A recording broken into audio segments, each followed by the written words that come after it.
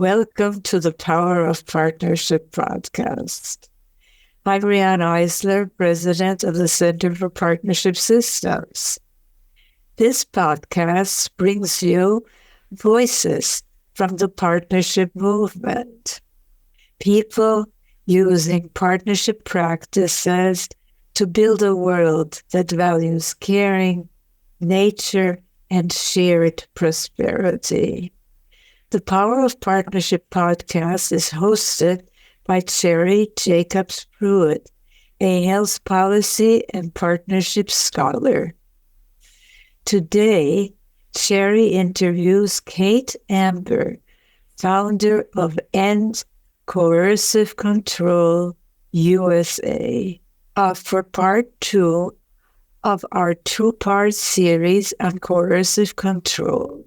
In this episode, Kate shares the promise of partnership to address coercive control in the family court system. And now, on to today's POP podcast.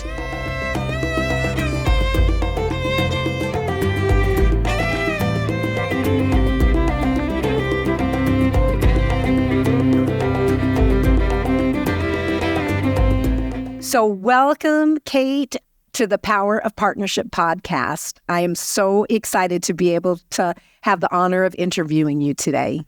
Oh, what a wonderful thing to say. I'm thrilled to be here. Thank you for having me. And I'm also so excited that this is the first mini-series for the Power of Partnership podcast, because this is the second podcast devoted specifically to coercive control. Our other episode devoted to the topic of coercive control features Jennifer Parker, who authored a book on coercive control. And so we hope you tune into that episode as well. So, Kate, let's start by, you are the Chief Executive Officer of End Coercive Control USA. So let's start by you sharing more about the organization, including how it was founded.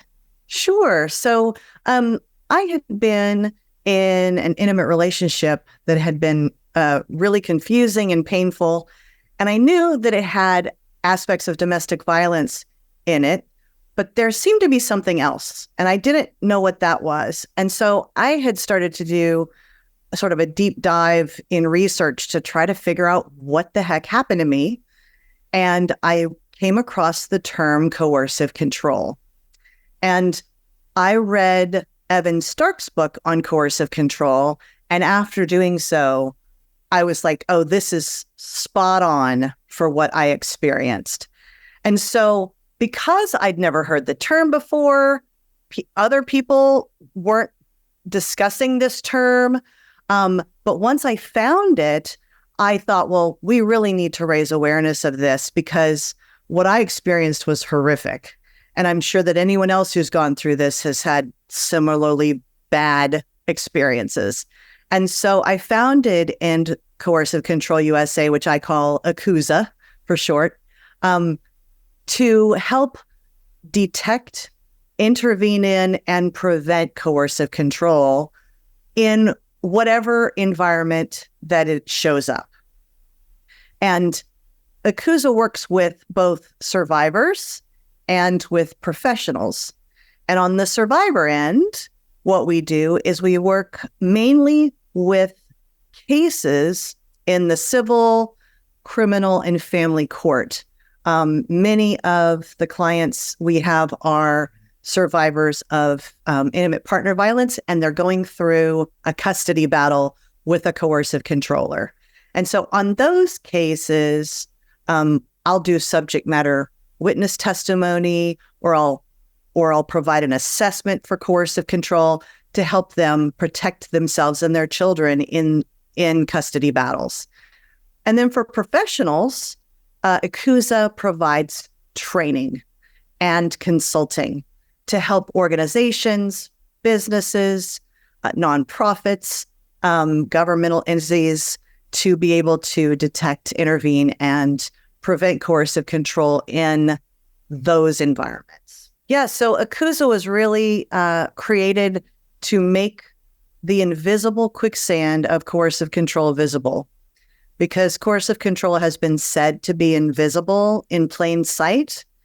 And there are many things that cause that to happen. One of those things is that many of our systems are domination systems. And because we were raised inside of a domination system, it's invisible. The pieces of that system that are dominating or oppressing are invisible to us because it's just sort of the water in which we swim.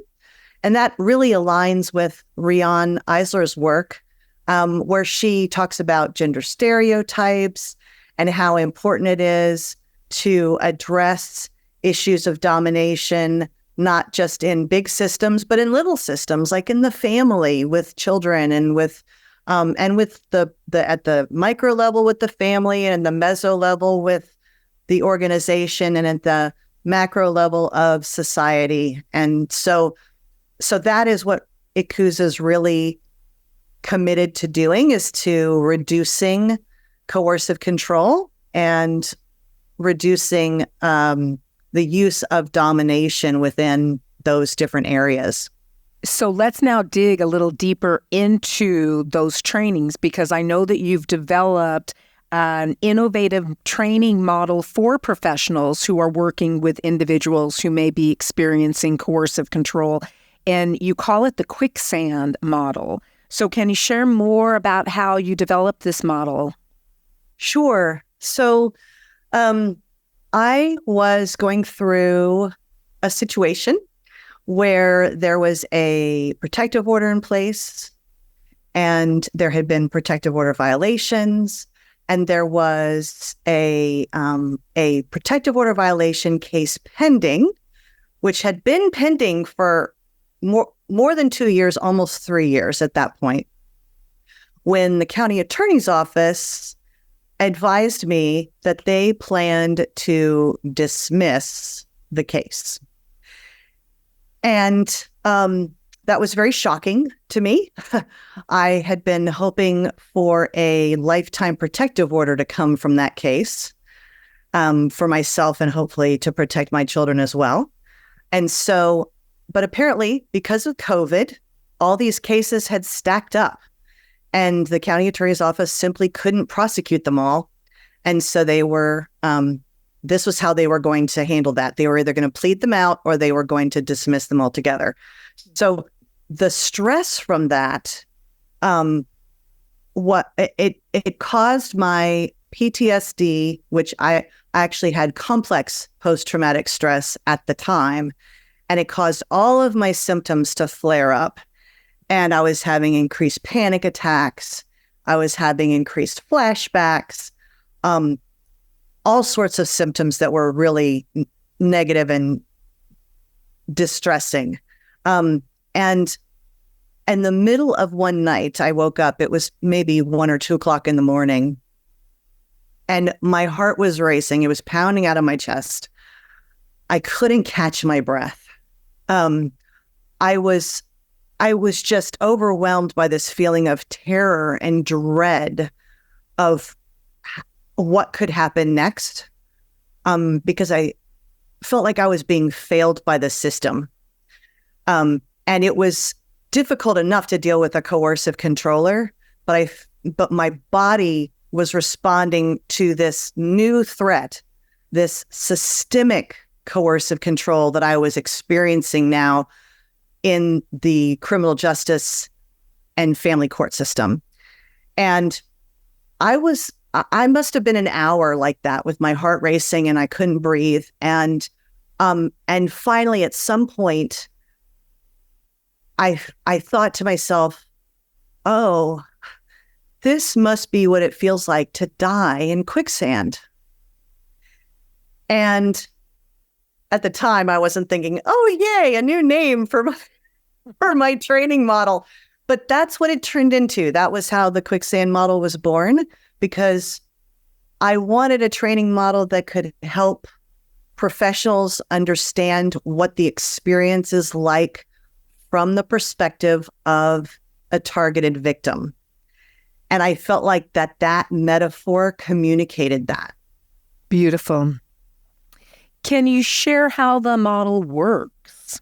Sure. So the model is designed with individual people's learning styles in mind.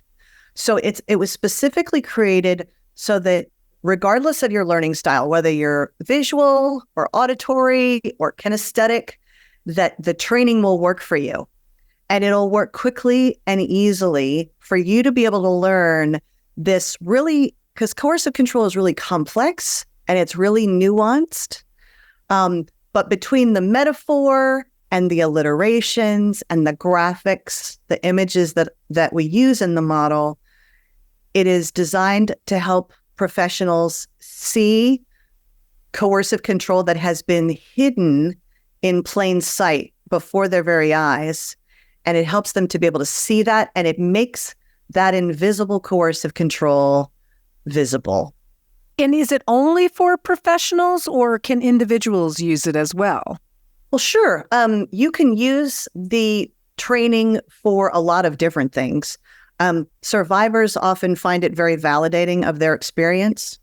The research I did for my dissertation was with survivors and professionals, and both survivors and professionals found the model very useful. And so survivors often would use it to be validated for how they experienced it and how they're experiencing it, especially systemically, because that's a really shocking part of coercive control, is that once you leave the primary coercive controller, all of a sudden you realize that you're being entrapped by the systems as well. And the systems are using very similar, if not the same tactics against you. Nice. Yeah. So essentially the system is also, many systems can also be seen as coercive controllers. Absolutely. Because, so Riane's book, the one that I started with, I listened to Nurturing Our Humanity, was the first book of hers. And I listened to that on audio, did that while I was running, get my daily endorphins. And her concept, the partnership domination continuum, I just found to be absolutely fascinating and totally applicable to the same concepts within Evan Stark's coercive control framework, as well as the Quicksand model. They all align very beautifully together because the systems are really designed with some domination concepts. They've got policies that are coercive and controlling, which is a domination thought process. And so once you try to escape the primary coercive controller, you then realize that, okay, law enforcement maybe isn't really going to help you. You might have a protective order, but are they going to enforce it? They have very different ideas about what a violation is from what a victim sees as a violation. There's Child Protective Services that has coercive and controlling policies. For instance, in my case, I was told by a CPS worker following an assault by my partner that the emergency protective order I had gotten, if I did not go into court and get that emergency protective order extended into a 2-year protective order, then they could take my children from me for failing to protect them. And that's a very coercive thing to do, to threaten someone who's already been victimized by domestic violence, domestic abuse, and coercive control, and then to say, well, if you don't do what I say, then the government's going to take your kids, right? So there are things like that throughout the system, and targeted victims of coercive control run into those over and over again. And we start to see that, oh, this is a lot bigger than one person doing harm. There's this domination mindset in all of these systems. And it's not 100%, right? Systems are not 100% coercive and controlling, but there are aspects that are, and those are the pieces we need to root out and find ways to shift from the domination side of the continuum to the partnership side, so that we can more effectively protect those who are innocent and hold those who are guilty accountable for their actions. And so the value in these images is incredibly rich. You get like a full story in the one picture, and it's a great way to be able to remember the concepts and to learn them quickly. So I'd love to show you an image if you'd like. I have a favorite image from the model that I'd love to show for you and explain kind of how that works. What do you think of that? I think that sounds beautiful. And so for our viewers who are going to be watching this on YouTube, you'll be able to see this. And for our listeners, Kate, just if you can just kind of share as much as you can about what our viewers will be looking at so that they'll be able to benefit from it as well. You are listening to the Power of Partnership podcast. We hope you are enjoying today's episode and you will consider joining our family of sponsors. Or you can help us attract sponsors by downloading, following, or subscribing to the series and liking and rating each episode you view on YouTube. We also would love to hear from you, including if you have a partnership story that you would like to share. Reach out to us at center@partnershipway.org. And now, back to today's episode. So this particular image shows a coercive controller and his targeted victim in an environment where he is using 3 tactics of coercive control in order to create a mirage to hide the dangerous quicksand behind it. And so in the image itself, you can see the coercive controller. He has his arm around his targeted victim, who is like his girlfriend. She has a bouquet of flowers in her hand, and he is pointing at this billboard that is in front of the two of them that has this scene of a beautiful mansion, probably out on a lake somewhere that is just gorgeous and has cars in the, fancy cars in the driveway, and it's a big, beautiful mansion. And then behind the billboard is the quicksand, which is hiding in plain sight, which she cannot see because of the way that he has obscured her view. He is intentionally pointing at the billboard so that she's not looking at the quicksand behind. And so behind this billboard, you can see quicksand. And then you also see 3 signs, sort of hazard signs in red with the D's, the E's, and the F's on them. And those are the signs of coercive control in the Quicksand model. And I won't go into the details of the signs, but there are the D's, which are like double standards, double binds, double speak. There's several other ones. And then we have the E's and the F's, which are the E's are the goals of the coercive controller, and the F's are the means. So the F's are fear, force, and fraud. So those are the means that the coercive controller uses. And then the E's are ensnare, entrap, enslave, exploit, prevent, escape through escalation, and then a couple more that happen post-separation. So those are the signs that are hiding back there behind that billboard. And so this image is used to describe the mirage. And the mirage is made up of 3 tactics. The 3 tactics are manipulative kindness, which most people know of as love bombing. You may have heard the term love bombing, where they use love to give you the impression that you are soulmates, that you are perfect for each other. And they shower you with gifts like the flowers that she's holding in the image. So love bombing, mirroring. Mirroring is when you sort of mirror another person's mannerisms, tone of voice, vocal pacing, their values, their beliefs. It's a way of creating rapport with someone. And so they use love bombing to make you feel like you're in love with each other. They use and to just shower you with gifts and make you feel so valued and so adored. They use mirroring to build rapport so that you feel like you're really connected, like you're soulmates. And then they use future faking. And that's what the billboard represents. They create this vision of a perfect future that you're going to have together. And of course, the coercive controller has no intention of ever fulfilling on that promise.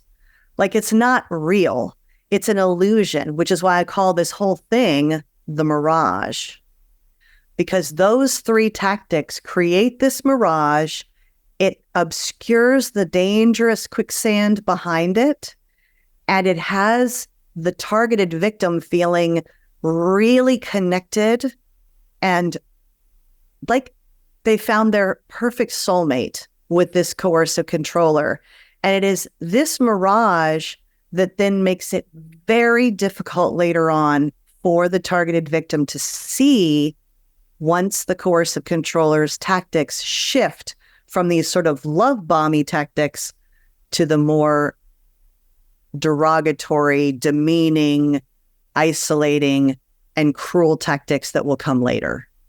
So, Kate, what about resources for our listeners and viewers who want to learn more about coercive control and your Quicksand model, but also for our listeners and viewers who may be experiencing coercive control or know someone who is? Absolutely. So the Yakuza website has tons of resources. So if you want resources other than the Quicksand model, there's a resources page on Yakuza's website, which is endcoercivecontrolusa.com.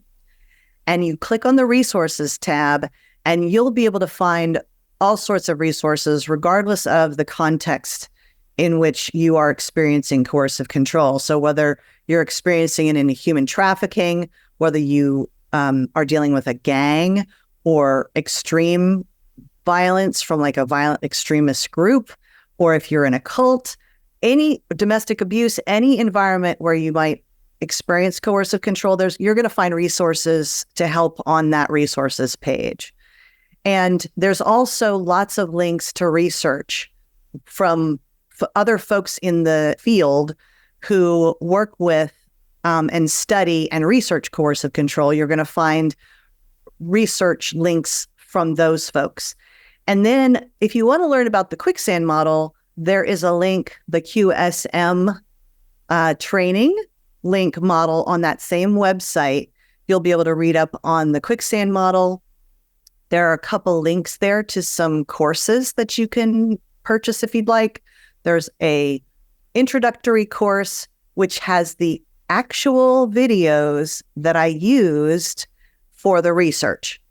And if you'd like a more in-depth course, there's a 6-hour training course for professionals that you can also click on there on that Quicksand model training page. And then as far as if you are a survivor who you're in a custody case, or maybe you're in a civil suit, or maybe there are criminal charges either filed against you or someone else, and you need someone to be a subject matter witness or a case-specific witness in your case, you can click on the Survivors tab, and that will take you can click for a free consultation. And you can get a 20-minute free consultation directly with me to talk about how I might be able to assist you and see if I'd be a good fit for your team. And then from the professional side, if you have an organization or a group or a business or a church or anywhere where someone is being coercively controlling and you need assistance in raising the awareness of the other folks in that environment, finding ways to detect it, intervene, and prevent it in either your workplace, your group, or whatever organization you're in, then you can click on the Professionals tab, and you can also get a free consultation as a professional to talk about having me come as a speaker or a trainer, or even to come in and assess your environment and help you put together a plan for addressing it. For our listeners, I will be adding links to the books that Kate has referenced, as well, of course, to her website and the resources that she just spoke of on the show notes for today's episode, along with the link to the Center for Partnership Systems, where you can always dig deeper into courses and resources to learn more about Riane Eisler's cultural transformation theory, her partnership domination continuum, and a link so that you can get added to the Center for Partnership Systems email distribution list so you can keep up to date on all of our activities and events. So, Kate, before we close today's show, I wonder if you have any final words that you'd like to share with our listeners and viewers.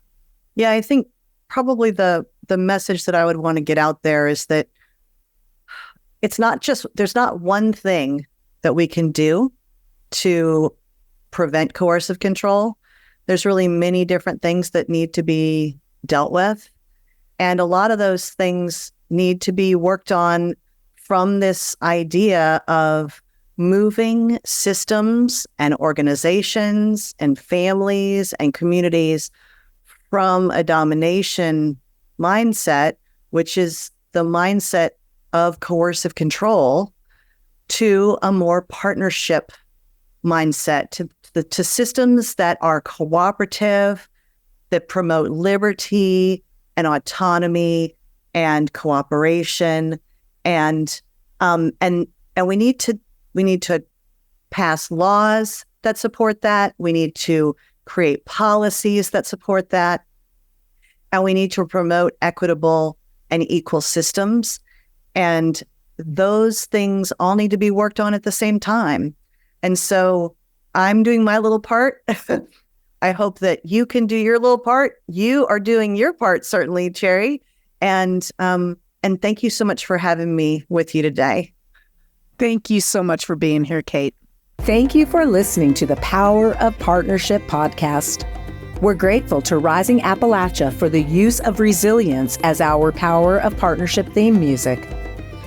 If you would like us to feature your partnership story, or if you would like to be a proud sponsor of the Power of Partnership podcast, please contact us at center@partnershipway.org.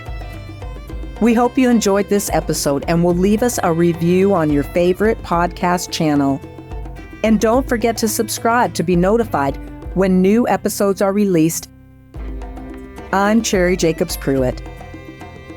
See you next time on the Power of Partnership podcast. I am resilient. I trust the movement. I negate the chaos. Uplift the negative. I'll show up at the table again and again and again. I'll close my mouth and learn to live.